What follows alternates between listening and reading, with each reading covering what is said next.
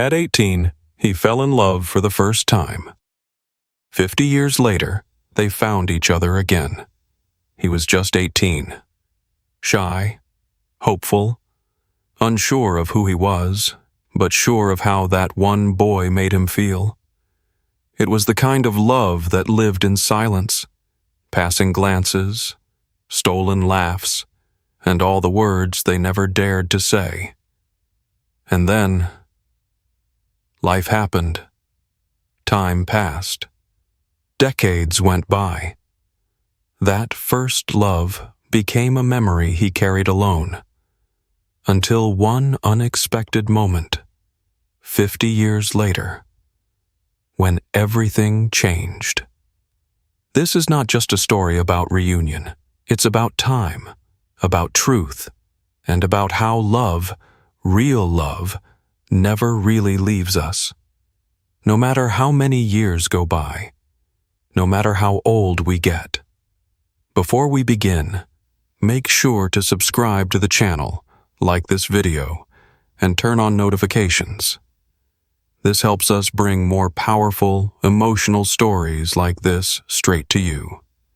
Get ready, because what happens when two souls reconnect after half a lifetime will stay with you forever. I was 18 when I first saw him. It was the end of summer, 1974. I had just graduated high school and was working at a local grocery store in a small, dusty town in Ohio. Nothing much ever happened there. Just rows of pickup trucks, fading shop signs, and that soft, endless hum of cicadas in the heat. I was the kind of teenager who kept to himself. I read too much. I didn't talk much. My voice always felt too small in my own chest, and I didn't know who I was yet, only that I didn't quite fit. Then came Eli. He showed up on a Tuesday afternoon. I was wheeling carts back inside when I looked up and saw a boy riding his bike down Main Street, his dark curls wild in the wind, sun on his skin, and his laughter trailing behind him like music. He wasn't like anyone I'd ever seen before. He didn't just move, he owned every space he entered. I knew somehow, in that exact moment, that I would never forget him. And I didn't. He was new in town, staying for the summer with his uncle. The next day, he walked into the store like it was his second home and asked if we sold watermelon popsicles. I remember stammering out a yes, pointing toward the freezer, and trying not to stare as he walked away. He wore an old jean jacket with a patch on the back that said, "Don't look away." Funny how I couldn't. We started talking. At first, just short conversations near the checkout lane, then longer ones. He made jokes. I laughed too much. He teased the way I sorted the magazines. One day, he leaned across the counter and whispered, "You're way too tense for someone with eyes like that." I didn't know what to say. I think I forgot how to breathe. We spent most of that summer together. He showed me how to skip rocks and smoke cigarettes behind the train station. We rode our bikes out to the lake, where he'd strip off his shirt and jump in while I sat on the dock pretending I wasn't watching. But I was. God, I was. I think he knew. But we never talked about it. Not really. This was 1974. Boys didn't fall in love with boys, at least not out loud. We just let the silence carry what our mouths were too afraid to say. The closest we ever came was the night before he left. He was sitting on the hood of his uncle's car, arms crossed, eyes on the stars. I stood beside him, heart pounding so loudly I was sure he could hear it. The air smelled like dry grass and fading fireworks. "I wish I could stay," he said. I nodded, not trusting my voice. Then he looked at me and said, "You ever feel like there's something inside you that no one else sees? Like the best part of you is still buried? Waiting?" I looked at him and whispered, "All the time." We didn't say goodbye.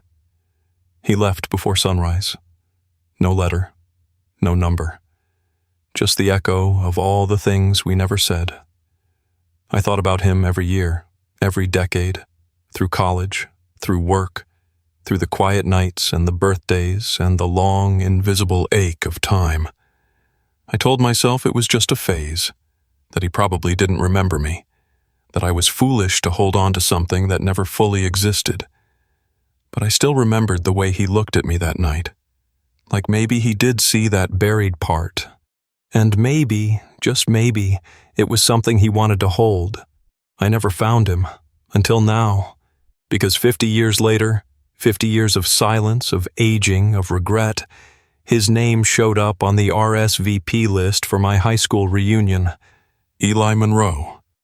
And just like that, my hands were shaking, my chest tight, my world small again. He's coming back. After all this time, he's coming back, and I don't know what scares me more. The chance to see him again, or the chance he won't remember me at all. I didn't sleep that night. After seeing his name, Eli Monroe, printed on that reunion RSVP list, every hour bled into the next. I just lay there, eyes fixed on the ceiling fan, heart pulsing like I was 18 again, like time hadn't folded 5 entire decades between then and now. I hadn't been to a single class reunion. Not one. But this year, out of all years, I had mailed back the response card without thinking, checking yes like it was some routine gesture, a habit, a weak moment, and now I knew why I did it. Because maybe some part of me had hoped he would be there, and now he would be. I spent the next few days floating between disbelief and panic. I tried to tell myself it wasn't a big deal, that we were 2 old men now, that whatever had happened back then, whatever didn't happen, was just a flicker in the rear view. But my body didn't believe that. Neither did my heart. At the grocery store, I caught myself looking at the popsicles. Watermelon flavored. I hadn't touched one in decades. At home, I opened the bottom drawer of my desk, the one I hadn't touched in years, and pulled out a faded photograph. It was from that summer. A blurry shot someone had taken of us at the lake. Eli was in mid-laugh, shirt off, a towel slung over one shoulder. I was in the background, half cut off, but smiling. God, I looked so young, so uncertain. The reunion was in 4 days. I stood in front of the mirror that evening, examining my reflection like a stranger. Gray hair, softer jawline, wrinkles carved by time and worry. My chest still had the same scar from that minor surgery in '98. My eyes, though, they were the same, that same mixture of wonder and hesitation.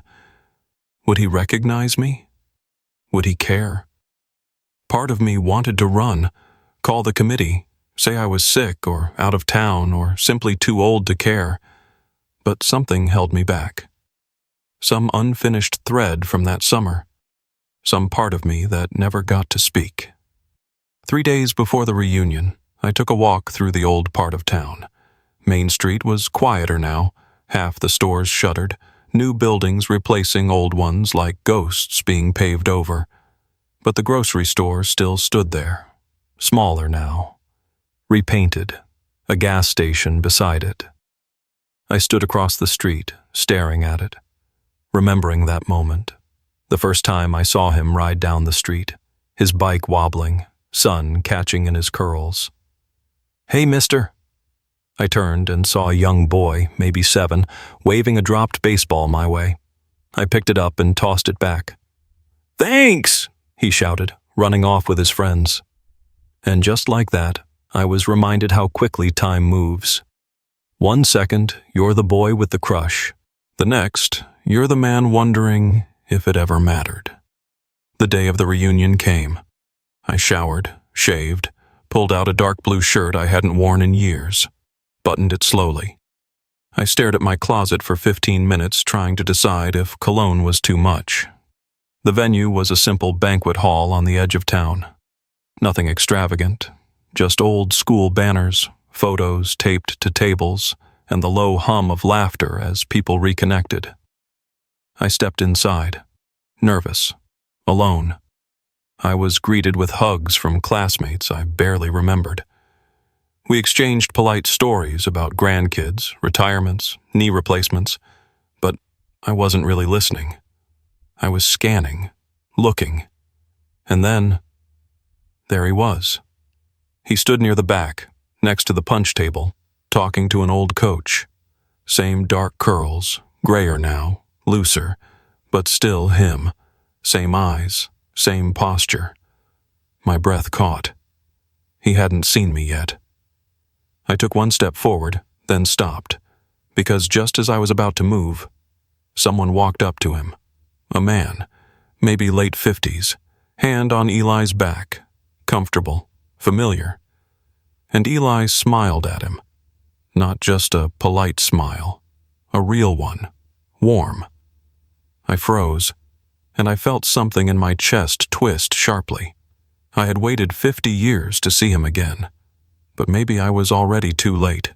I stood frozen in the middle of the banquet hall, surrounded by music, chatter, and the clinking of glasses. Yet I heard nothing. Eli was standing just 30 feet away, talking with that man. The one who placed a hand gently on his back like it had been there 1,000 times before. Like it belonged there. I tried to tell myself it didn't mean anything. Maybe he was just a friend, a cousin, a neighbor. Maybe it was nothing.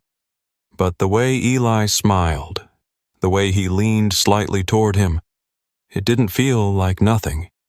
It felt like comfort, like history. I wanted to leave. I nearly did. But before I could turn, Eli looked up and saw me. For a moment, the world stopped. His eyes locked on mine. Something passed between us. Recognition? Surprise? I wasn't sure. But it was there. A stillness. A pause. Like both of us were suddenly remembering the same summer sun, the same lake breeze, the same nights we never talked about. He said something quickly to the man beside him, then started walking toward me. Every step he took felt louder than the last. My heart pounded so hard I could barely breathe. Then he stood in front of me, closer than I expected, taller than I remembered. "David," he said. I nodded. My voice was stuck somewhere in my throat. His smile returned, softer now, more cautious. "You came." "So did you," I managed. He glanced around. "It's been a long time." 50 years, I said, almost laughing. "But who's counting?" He chuckled. That same warm sound I remembered. And for a second it was just the two of us again. Behind the store, on our bikes, not quite saying the truth. "You look good," he added. I shrugged. "I look like someone who's seen 50 more summers than the last time you saw me." He tilted his head. "And yet somehow, you're exactly the same." I didn't know what to do with that. So I asked the only thing that was burning in my chest. "Was that your husband?" Eli blinked, then smiled with a slight shake of his head. "No, that's my nephew, Daniel. He brought me here tonight because I've got a bad hip and hate driving at night." The relief that washed over me was so immediate I felt lightheaded. He saw it. His expression softened again. "You thought I was married?" "I thought I missed my chance." Eli's eyes searched mine. "You didn't." That word hit hard. Didn't. We stood there in silence for a moment that said more than any conversation could. Two old men holding the weight of what they never said half a century ago and realizing, maybe, they still had time. He looked around and leaned a bit closer. "You want to get out of here? It's too loud, too... everything." I nodded. "Yeah, I'd like that." We walked out together. No explanations, no awkward goodbyes. Just two people escaping something too big to carry indoors. The parking lot was nearly empty now. The moon cast silver light over the cars. The air smelled of wet grass and old memories. We stood by his car. He looked at me for a long time. I thought about you every summer, he said. Every time the heat came back. Every time I heard cicadas. Me too. I never stopped wondering what would have happened if I'd stayed. I swallowed. I never stopped wondering what would have happened if I'd kissed you that night. His breath caught just slightly, and then he stepped forward. Slowly, deliberately. We were inches apart. He lifted his hand, brushed a curl of hair away from my forehead, like he had the right, like he had always wanted to. Then headlights flashed behind us, startling us both. A car pulled in. Not just any car. Daniel's. He stepped out, waving with a smile. Uncle Eli, forgot your coat inside. Eli stepped back, composed. The moment slipped like smoke. I should grab it, he said. I nodded, unsure if anything was real anymore. But just before he turned, he said quietly, Don't leave. I'm not done. Then he walked away, and I stood there, heart racing, knowing one thing with absolute clarity. Neither was I. He came back with his coat in hand. I was still standing by his car, the cool night air pressing against my skin, trying to hide the storm happening inside me. Eli walked slowly this time, more careful, more thoughtful. Like maybe he was afraid I wouldn't still be there. But I was. I thought maybe you'd be gone, he said. I thought about it, I answered honestly, but I couldn't move my feet. He gave me that same crooked grin he used to wear when he knew he was winning. Still stubborn? I smiled. Still yours to read, apparently. We stood in silence for a second, the kind that vibrates with everything unspoken. I wanted to ask him 1,000 things. Why he left, why he never wrote, why he never looked for me. But I didn't. Not yet. He opened the passenger door of his car. Come on, I want to show you something. 10 minutes later, we were driving through the back roads, past dark cornfields and gas stations closed for the night. He didn't say much, just kept one hand on the wheel, the other drumming softly on his thigh. I watched him. The curve of his jaw, the flicker of his eyes in the passing lights. 50 years had changed his face, sure, but it hadn't touched the part of him that made me feel seen. We pulled up to a small house off a dirt road. It was simple, modest, with a porch swing and wind chimes that danced in the breeze. You live here? I asked. Only part-time, he said, turning off the engine. Inherited it from my uncle. I still stay out west most of the year. He didn't say where out west was. I didn't ask. Inside, the house smelled like cedar and old books. There were pictures on the walls, landscapes, a few family shots, one of him much younger, standing in a river with a dog. But none of anyone. Like me. I come here to breathe, he said. We sat down across from each other in the living room. A single lamp lit the space. Everything around us seemed frozen in time. I didn't mean to leave without saying goodbye, he said suddenly. My heart clenched. Then why did you? He looked down at his hands. Because I was terrified.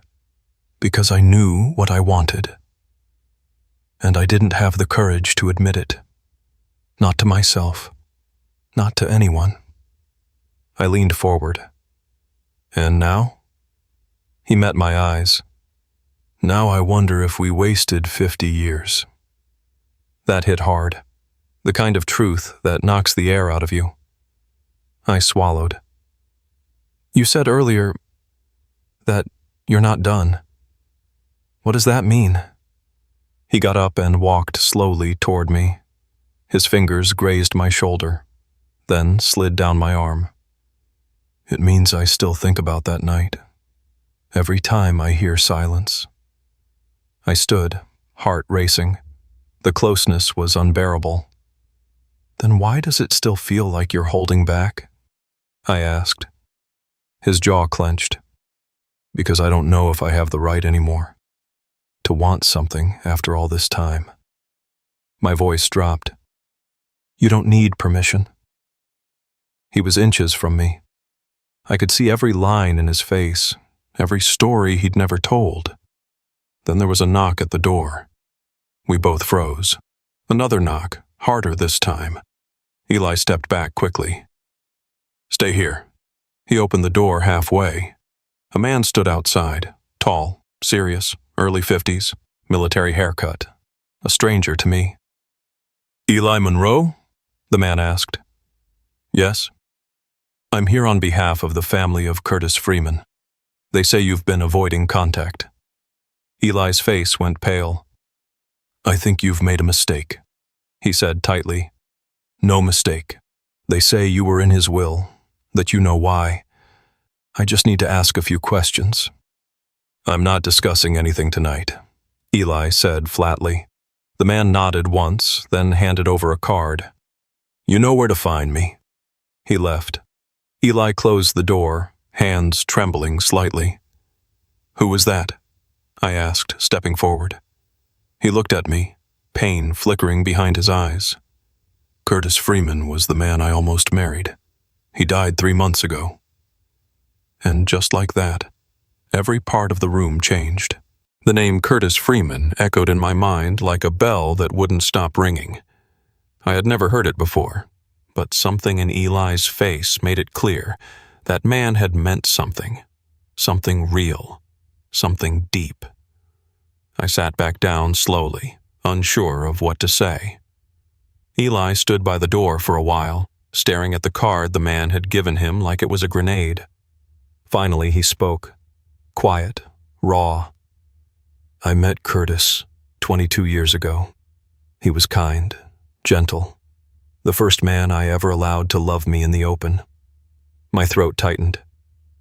He wanted to get married. I always found reasons to postpone it. Work, family, fear. We stayed together anyway. But I never gave him all of me. Not really.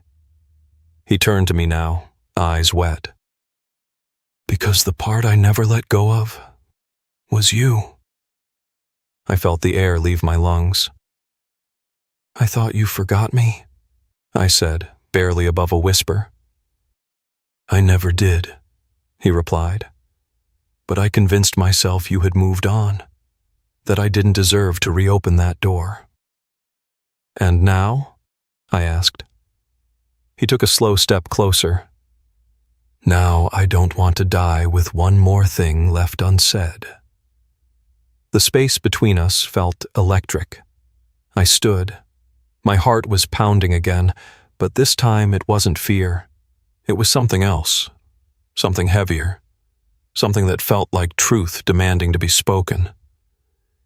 Eli, I said, that summer, I loved you. I didn't know what to call it then. I didn't know if I was allowed to feel it. But I did. I still do. He reached for me. His fingers were warm, firm, a little calloused.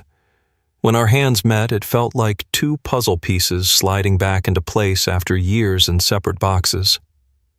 I've wanted to hold this hand since I was 18, he said softly. You still can, I whispered. If you mean it. And then he leaned in. The kiss was slow, tentative, like both of us were afraid it might vanish the second our lips touched. But it didn't vanish. It deepened. It grew. It carried 50 years of what-ifs and what could-have-beens into a single, fragile moment that tasted like freedom. When we finally pulled apart, he rested his forehead against mine.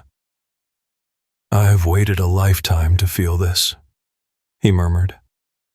We sat down together on the couch, hands still tangled. But then came the silence. Not the good kind, the heavy kind. He spoke first. I don't know what I'm supposed to do with everything now. Curtis's family, they don't know about me. Not really. I was just listed in the will. I never told them we were more than friends. And now they're here, I said, wanting answers.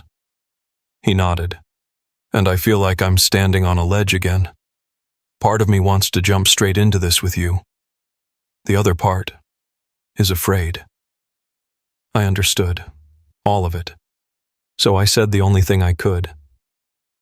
We don't have to figure it out tonight, but I'm not walking away again. Not now. He looked at me like he was seeing me for the very first time. Would you stay the night? He asked, voice soft. I nodded. We lay side by side in his bed, both fully clothed, bodies barely touching, but the silence between us was finally warm. At one point, I felt his hand find mine again under the blanket. I'm scared, he said. So am I whispered. Then he added something I didn't expect. I think Curtis knew. I think he always knew there was someone I never stopped waiting for. That stayed with me. And just as I closed my eyes, ready to fall asleep for the first time in years without regret hanging over me, his phone buzzed on the nightstand. A message lit up the screen. From an unknown number. We found the journal. We need to talk. Tomorrow. The next morning, sunlight filtered through the curtains like it hadn't in years. I watched him sleep for a while, his chest rising and falling slowly, his hand still loosely holding mine like even in rest, he didn't want to let go. When he woke, he didn't say anything at first, just smiled. That kind of quiet, grateful smile that only comes when you found something you thought you'd lost forever. We had coffee in silence, sitting on his porch, listening to the wind in the trees. Eventually, he showed me the message. The journal had been found. Curtis's journal.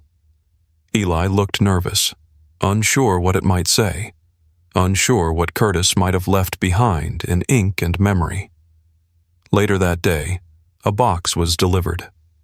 Inside was a leather-bound notebook, full of soft pages and sharp truths. He read it alone at first, then brought it to me. There was a note on the final page, in careful handwriting. Eli, if you ever find peace, I hope it looks like the boy from that summer. I always knew, and I never blamed you for holding on to him. If he comes back, don't waste it. Eli cried. I held him. We didn't say much after that. We didn't need to. That night, we stood outside under the stars, just like we had 50 years ago, when we were too afraid to speak the truth. Only this time, we did. He took my hand and said, I want to know you again, not just from memory. And I said, then let's start today. We didn't rush anything. We didn't call it anything. We just began again, with late-night walks, shared silence, long talks about everything we missed. I had spent a lifetime wondering if love like that only comes once. Now I know. If it's real, it waits. And sometimes it even finds its way back.